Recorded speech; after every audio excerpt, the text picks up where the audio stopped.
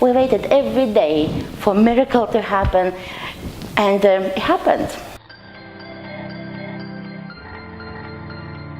For parents who experience exactly the same as me knows what exactly it means when you are able to sit on the sofa on Sunday, and when you can watch at 5 o'clock when there's a family movies, and when your child sits next to you and you could sit as a family, even if it's 5 minutes and if it's never happened before, it's a lot.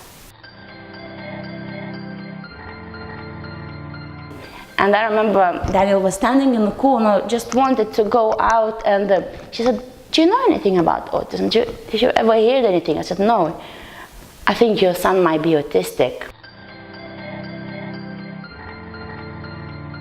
And I still remember that feeling, that hot, that something very, very hot goes into you, like after like hot shower. I said, "No, no, no, no, no, no, he's not." It's like somebody switched a child. Okay, it was difficult, the problems with the sleep, running constant, it was difficult. But we came to that stage, we were not able to leave a house. We were not able to set him in a buggy or walk on the street. All he wanted is just to be in my arms, stay at home, hug me tight, and nothing else. Daniel became very active, constantly running, always running. It was strange that he didn't reply. It wasn't strange to me because I thought it's normal.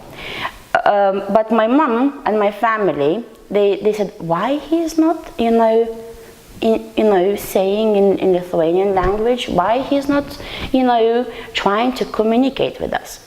I was afraid to have a guest in my house because my son was naked. I was afraid to go in a shop because my son was screaming.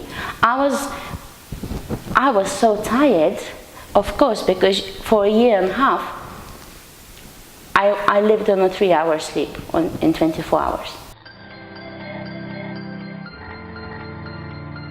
Daniel had obsessions with the toy, with Thomas' toy. He could have played only with him.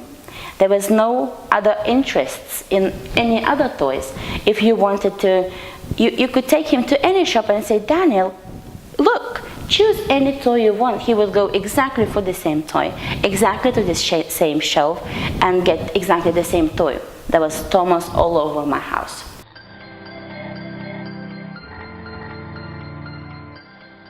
His 4th birthday, he spent on the stairs while all his friends were playing in the room because he couldn't cope. He couldn't cope with this all noise. It was too much for him. He didn't want to play with children. He always preferred playing on his own. If we go to playgrounds, he would go straight away in the corner. He would go to play by himself. He never wanted the company. He found it so difficult, and especially when girls were screaming and playing, he would go like this. He couldn't cope. It was too much for him. So many times I had to just take him home. It was difficult to take him to specialist's room. He would want to go within a minute. He wants to go now, and this is it. He would not cope with different places. It had to be this way, his way, or no way. So we started spending more time at home.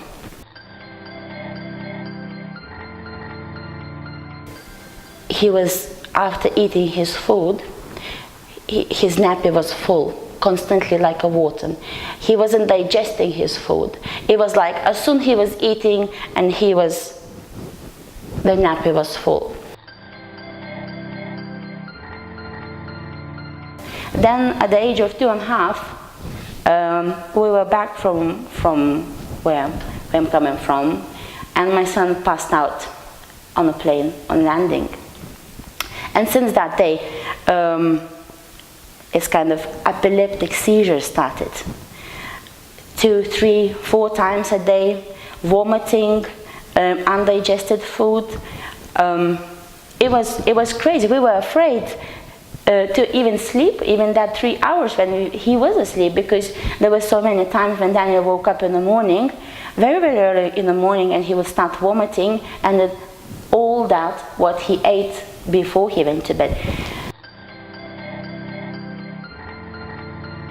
And I thought, what worse can be than we living a hell life now? You know, we don't enjoy our life. We don't, you know, our child is like in a prison, you know, constantly crying, constantly upset, constantly bloated, pale. I could see, you know, that he's not enjoying his life. You know, and as a mom, there's my responsibility to do something to make sure that my son is okay. I never wanted to allow myself to believe there's nothing I can help, you know, more than only, you know, playing, interacting, you know, doing what is the best. So I did a lot of research on stem cell. I spoke with my husband. It was between me and my husband, decision. We found out there's 2 types, this and that. Again, not in the UK, America, or other countries.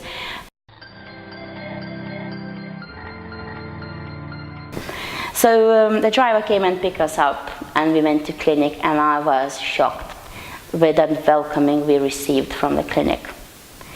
The staff is brilliant. My son was so much loved. He felt really, really good.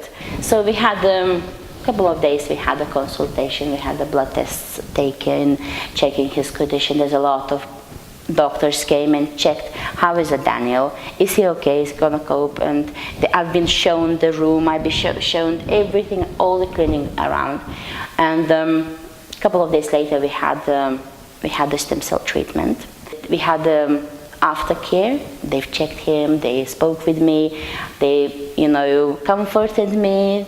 They were always with me saying, you know, Mom, it's okay. And we went back to our apartment where we stayed. So we got home, and of course we waited every day for a miracle to happen, and it happened. My son playing upstairs in a room, and Mom who sits and has a coffee with her.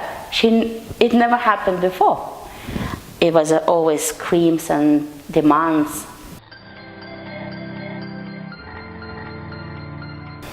The first thing what we've noticed, a flat tummy, no more bloated.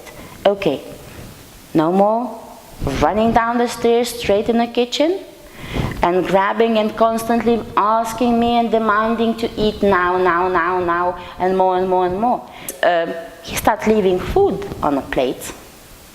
Wow, you haven't finished, you left the food on a plate? When before you were asking me for more and going getting yourself? Okay, we tolerating more food. We even had a chocolate and had no reaction. As before, he would go through the roof. Been 3 years. We had first visit. We went to a restaurant. When I photographed and I posted on Facebook, and all my friends, family, and people who knows us, they asked me, "Is this real?" And the waitress, she brought some colored pencils, so he drew on the paper. He waited for his juice. He waited for his main meal. You know, 3 years. 3 years. And I was like on a second date, but this time with my 2 men. Now, we could do shopping easily. He doesn't run. I don't even need to hold his hand. I could say, "Daniel, come back." He listens. He comes back, he waits. Another thing, he gives me all the products for me to scan it. and I put in a bag. Or we're doing opposite. Food is too hot, he's blowing. He's asking me for a drink, bringing me a cup and saying, water. Wow. He still likes high-speed trains. He shows interest in the spiders, but there's no Thomas. And I know that you know what that means to have Thomas all the time. Thomas hat, Thomas trains, Thomas bedding, Thomas towels, Thomas, and you have none. You can bring a box, pack, and put it in a loft, because there's no more Thomas.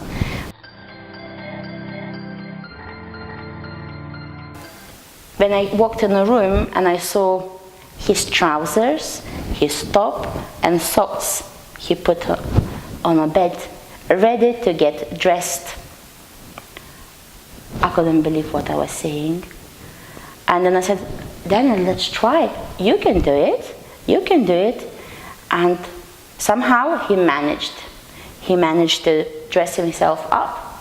To me it was a shock. I called my husband straight away. I said, you won't believe what happened. You won't believe what happened.